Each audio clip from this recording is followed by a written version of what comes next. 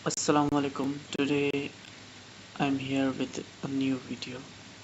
In this lecture, we are going to study about the morphology, morphemes, and type of morphemes, bound and free morphemes, and types of free morphemes, word formation in word formation process. Overall तमाम चीज़ें जो कि इन्हीं के ऊपर होगी जो outline दी हुई हैं। तो चलिए शुरू करते हैं। Morphology क्या होता है? Morphology is a branch of linguistics in which we study how words are formed. Morphology क्या है? ये एक ब्रांच है किसके लिंग्विस्टिक की, जिसके अंदर हम पढ़ते हैं कि किस तरह वर्ड्स जो होते हैं वो फॉर्म्ड किए जाते हैं, मतलब किस तरह बनाए जाते हैं, उनका स्ट्रक्चर किस तरह बनता है, उसको हम क्या कहते हैं? मॉर्फोलॉजी। उस स्ट्रक्चर के बारे में जो पढ़ते हैं हम उसको कहते हैं morphology. It is study and description of word formation, यानी कि ये क्या होती है? स्टडी होती है या डिस्क्रिप्शन होती है जिसके बारे में हम जानते हैं, उसको हम कहते हैं मॉर्फोलॉजी।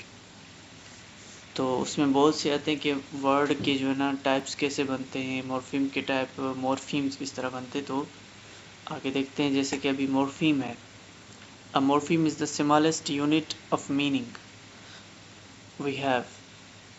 मतलब मॉर्फीम क्या है? एक स्मॉलेस्ट यूनिट है किसका? मीनिंग का। मतलब एक वर्ड के अंदर एक स्मॉलेस्ट जो पीस होता है वो कंट्रीब्यूट करके मतलब वर्ड के अंदर एक मीनिंग लाते हैं, जो उसकी ओरिजिन मीनिंग से चेंज करती है, उसको डिफर करती है।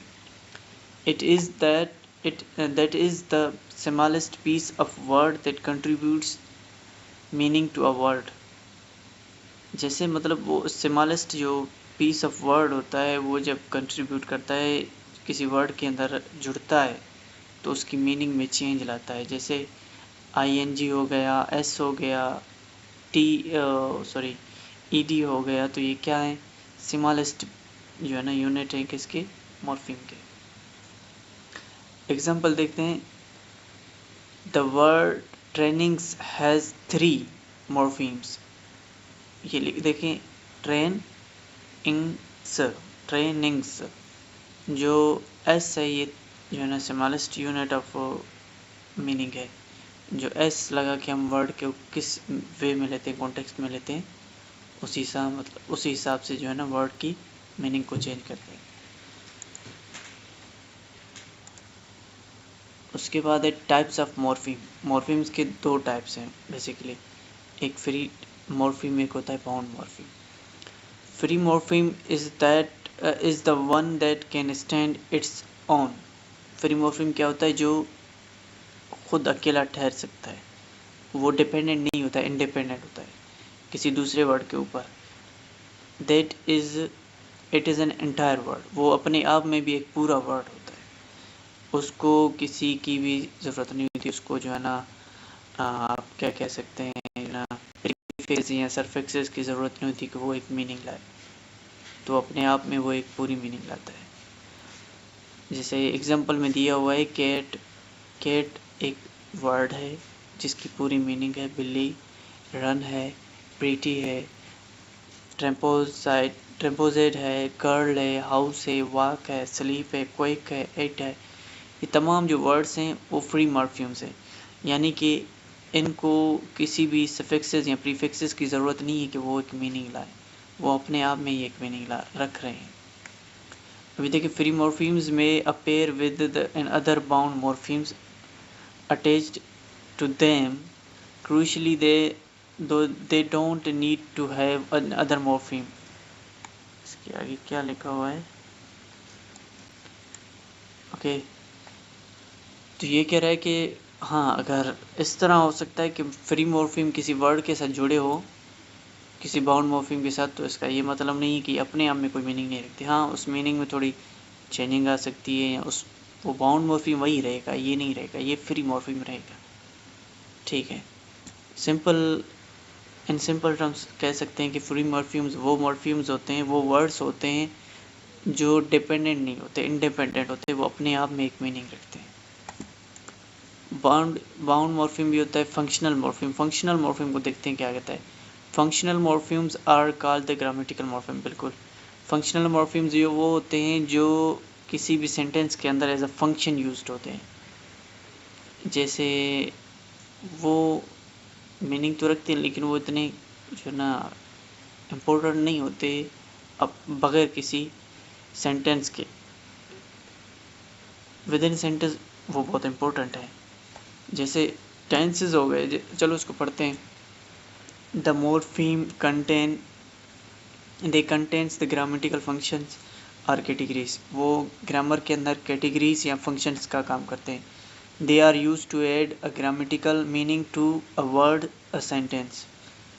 For example tense, preposition, article, conjunction, pronouns, determiner, auxiliary verbs, in, that, it।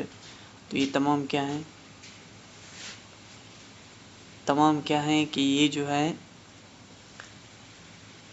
Functional morphemes है। ये एक ग्रामर के अंदर, एक सेंटेंस के अंदर यूज़ होते हैं ताकि जो है ना वो वर्ड को या सेंटेंस को एक सेंस दे सके। अदरवाइज ये इतने कंपलसरी नहीं होते, लेकिन सेंटेंस के अंदर इनका अपना एक जो है ना वो होता है, इम्पोर्टेंस होते हैं। लेक्सिकल मॉर्फीम्स क्या होते हैं? Lexical morphemes are those word that have their own meaning. बिल्कुल ये उसी की तरह है जो पहले हमने पढ़ा फ्री मॉर्फीम। फ्री मॉर्फीम और लेक्सिकल मॉर्फीम ऑलमोस्ट सेम ही है। वो क्या हो सकते हैं? नाउन, एडजेक्टिव, वर्ब, एडवर्ब, वही चीज़ हो गई। लेक्सिकल मॉर्फीम और फ्री मॉर्फीम जो हमने पहले पढ़ा ये सेम है। ठीक है कि वो अपने आप में एक मीनिंग रखते हैं और इनको सेमेंटिक मॉर्फीम भी कहते हैं क्योंकि अपने आप में एक मीनिंग रखते हैं। Semantic means study of meaning के बारे में बात कर रहे हैं।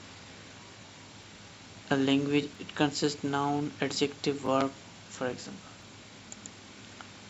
Bound morpheme क्या होते हैं? Bound morphemes cannot stand its own, but rather they must be attached to a free morpheme where you say it. Bound morpheme वो morphemes होते हैं जो अकेले तो नहीं रह सकते, ये डिपेंडेंट होते हैं किसके ऊपर? फ्री मॉर्फीम के ऊपर, जो कि अपने आप में कोई मीनिंग नहीं रखते लेकिन हाँ किसी के साथ जोड़कर उसकी मीनिंग चेंज कर सकते हैं। उनको हम प्रीफिक्सेस सफिक्सेस क्या है, ये जो वर्ड्स ये जो होते हैं ये बाउंड मॉर्फीम्स होते हैं। जैसे अन हो गया, अगर अन किसके साथ लगता है? अनबिलीवेबल के साथ लगाओ तो उसकी मीनिंग चेंज कर देता है। रिस्पेक्ट का है जो है ना, रिस्पेक्ट तो मॉर्फीम है, फ्री मॉर्फीम है। ये जो है ना रिपीट के साथ लग जाए,